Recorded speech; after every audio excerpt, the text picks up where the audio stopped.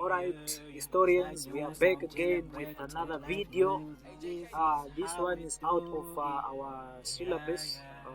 It's not really our syllabus, but this is some advanced history. This is the real history that you need to be taught in school. Okay, anyway, we are talking about South Africa in the 20th century. Okay, so basically what we are going to outline in this presentation or in this lesson is events leading to the Anglo-Boer War. So we just want to analyze the events that led to the war between the British or the English people and the Boers, the Afrikaans-speaking whites, if you might put it that way. Alright, let's go. So we have our map there. I hope it's big enough. I hope it's very clear. But then from my perspective, I can see that it's very clear as crystal. Anyway, we are talking about the events leading to the Anglo-Boer War. Okay, listen and listen very, very carefully, because these things, they only come once. I only do these things once. Anyway, let's get back to our real discussion. Okay, so remember that during the trade era, people were traveling on ships, and then these ships, they did not have cooling capacities, or they did not have refrigerators. Therefore, when these people were traveling in these ships, stored their foods, they would store them in such a way that, for example, if they were storing meat, they would put a lot of salt in this meat, and you already know that salt is bad for the liver, and it also causes diarrhea. And then in other words, also this food would get rotten at some extent. Okay, so we are talking about the traders now, the people who were traveling through the ships, or what you call vessels. But that time we're not calling them vessels, because they were ships made out of wood, man. Come on, just use your imagination. Anyway, we have a man called Jan van Riebeeck, the first white man to step foot in South Africa. That is approximately 1652. So who was Jan van Riebeeck? Alright, Jan van Riebeeck was a medical doctor who was working for the Dutch Eastern Indian Company. Okay, so what now? Remember, Holland is this side of the Atlantic Ocean, and then India is this side. You can already see Indian Ocean here. So which means from Holland they would travel with their ship down here, and then make a turn here going to India, because at that time the Suez Canal has not been established yet. That's why they were taking these long routes, in other words. Alright, so what now? What about Jan van Riebeeck? We said who Jan van Riebeeck was. He was a medical doctor working for the Dutch Eastern Indian Company. Remember, the Dutch people, they spoke Afrikaans. Even up to now they speak Afrikaans. Okay, we have the Dutch people.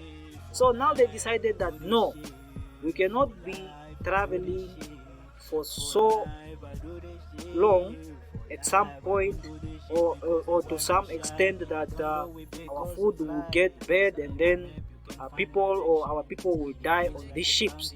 So let us establish a refreshment station. Now, which place is most favorable for establishing a refreshment station? They decided that they would build, or they would establish this refreshment station somewhere here in South Africa, just here at the tip of South Africa. Alright, so what now? So establishing a refreshment station, you need land. Now how do you get that land? Well, you buy that land from the people. Remember, at that time there were no whites living in South Africa.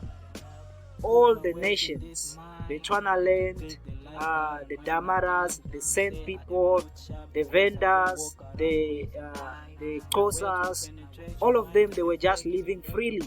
No borders, no anything. They were just living freely. They would do their things, the way they wanted. Alright? So now we have this man with the company. The company now decided to buy land. Land from who now? Well, from the indigenous people who were living here in South Africa. Now, who were those indigenous people? Those people were Khoi, or what you call the Khoisan. Who were the Khoisan? The Khoisans were farmers. They would farm with livestock, animal, cattle and all that things. Alright, started buying land. Okay, now they have their refreshment station here. They are buying more land from the Khoi people or the Khoisan people. Alright, everything is just going steady. Alright, then you have another group, another European group called the British or the English people. They also came using the Atlantic Ocean. So they also decided to settle somewhere here in South Africa. Alright, so what now? They found that the Dutch people were living here, because they were buying land from the Khoisan or from the Khoi people. So what now? White people, they also have their politics.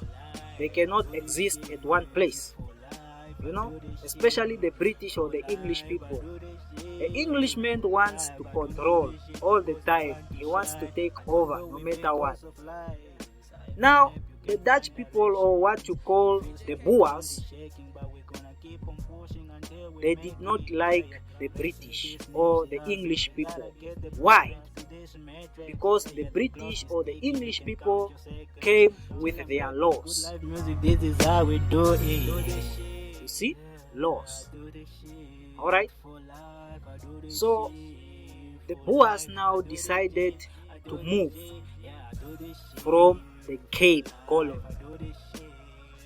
To move from the Cape. And that move was called the Groot Trek or the Great Trek. Trek is another word in Afrikaans, meaning in English it means move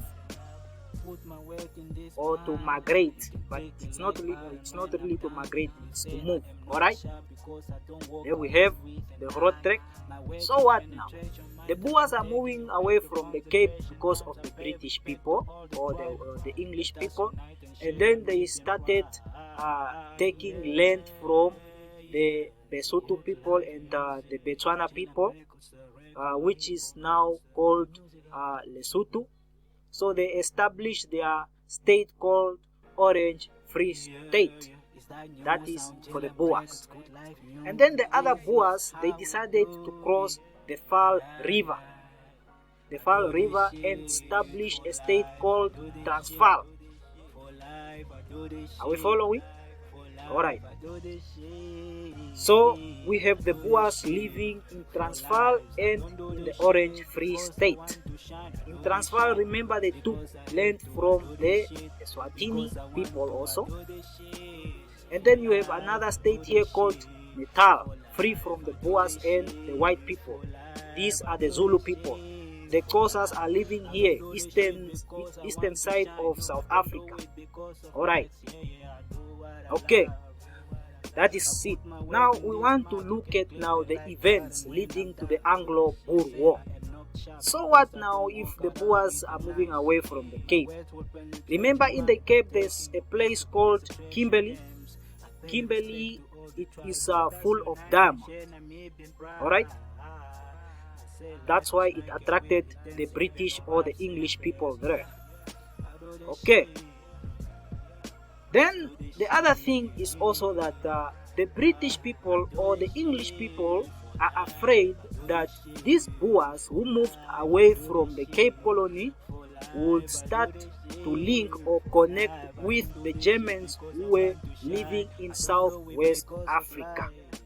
Remember, in Botswana or Botswana land, there were no people there. What we mean by no people is there were no white people there. There were indigenous people who were living there, but there were no white people there.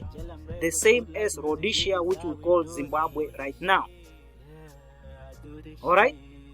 So they were afraid that these Boers would link with the Germans. And then they would also start, going up here in Botswana and Zimbabwe, making it difficult for them to establish what we call from Cape to Cairo. That is establishing a control from Cape to Cairo. So that is what the British people feared. You see, I mentioned, a very important reason already.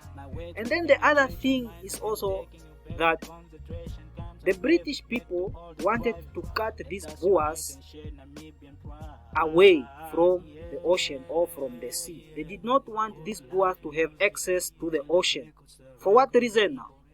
For trading reasons. They did not want these people to trade using the ocean. That is the second reason already. Alright? And then the other thing is that there was gold in Gauteng. Gauteng means a place of gold. Alright? I hope we are following. So that is it. Because I want to do the shit. And then we have the Hendrik Vet boys here and the Jan Jonker Afrikaners who crossed the Orange River going into Southwest Africa. Hence the introduction of gun and horses. I hope we are following.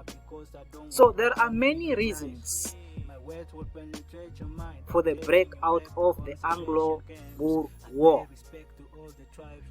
So because of this, the Boers decided that no, enough is enough, we don't want this.